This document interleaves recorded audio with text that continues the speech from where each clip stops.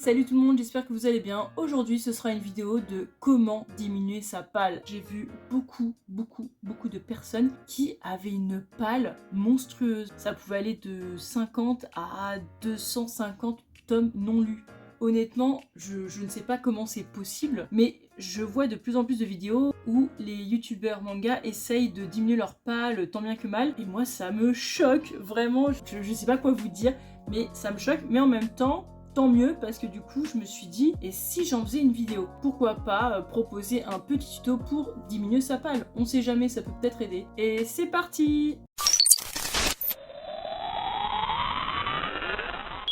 Alors déjà, avant toute chose, et ça c'est primordial pour diminuer sa palle, moi c'est ce que je fais à chaque fois, c'est vraiment pour me motiver, je range mes mangas non lus ensemble. Parce que je vois beaucoup de mangatech où même si vous n'avez pas lu vos mangas, vous les rangez quand même avec la collection, tout ça pour faire l'intégrale. Non, non, non, ne faites pas ça parce que au final, bah, ça va pas spécialement vous motiver plus que ça, vous allez voir déjà l'intégrale rassemblée sur votre étagère.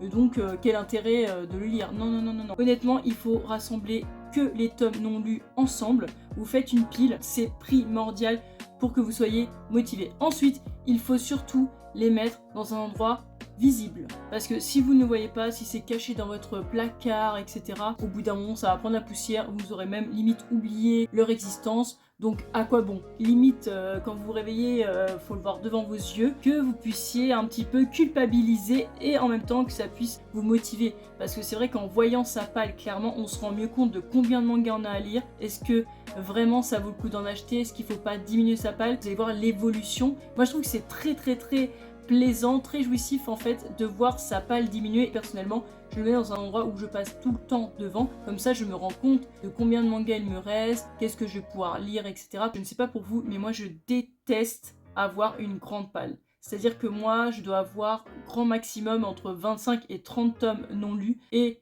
mes romans, bah je me limite à 5 romans non lus parce que sinon on ne s'en sort plus. Alors voici ma palle et celle-là bien évidemment. Alors là on est sur du 21 tomes non lus et en fait je suis assez chanceuse car ce ne sont que des tomes que l'on m'a donné. Voilà, il y en a aucun là que j'ai acheté de moi-même, sinon on n'en serait qu'à 2 tomes non lus parce qu'ils sont chez ma copine. J'ai le artbook de Oshinoko que j'aimerais vraiment lire. Bon, ça fait un petit moment que je l'ai, mais voilà, ça prend du temps. Je ne l'ai pas lu. Et là nous avons la pile à lire de romans. Là j'en ai 3 gros pavés, hein. Pour les romans je me limite à 5 romans grand maximum, mais vu que c'est des pavés je ne vais pas en acheter d'autres, hein, bien évidemment. J'en ai 21, c'est une bonne brochette, donc je vais pas forcément acheter d'autres tomes pour le moment pour cela, en tout cas pas avant la fin du mois, parce que là très honnêtement j'ai de quoi faire. Mais vous voyez, je ne vais pas racheter d'autres mangas alors que j'ai déjà tout ça à lire. Je passe tous les jours devant, donc c'est à dire que je peux très clairement voir mon évolution. Après, très important, il faut absolument se discipliner, il faut se fixer des règles, c'est très important parce que sinon vous allez être en roue libre et forcément votre palle ne risque pas de diminuer, au contraire elle risque de s'agrandir, de s'augmenter, alors que ce n'est pas du tout le but ici. Quand je dis se discipliner et fixer des règles, c'est un peu comme à l'armée, il faut être strict avec soi-même parce que sinon on ne s'en sort pas, hein. On ne s'en sort pas, on ne s'en sort plus. Et par exemple, je me dis, je vois que dans ce mois-ci, il va falloir que j'achète 5 mangas car il y a 5 nouveautés, 5 tomes qui sortent et je les veux absolument. Et bah je me fixe une règle, c'est-à-dire que je dois lire au moins 6-7 mangas de ma palle pour ne pas me retrouver submergée par ce nombre incalculable de tomes à lire. Après je dis 6-7, ce n'est qu'un chiffre, hein, ce n'est pas obligatoire, vous pouvez bien sûr faire plus ou moins, mais assurez-vous de toujours lire plus que vous ne devrez acheter par la suite. Il faut vraiment se pousser à lire. Choisissez bien les tomes qui vous bottent le plus, bien sûr, parce que si vous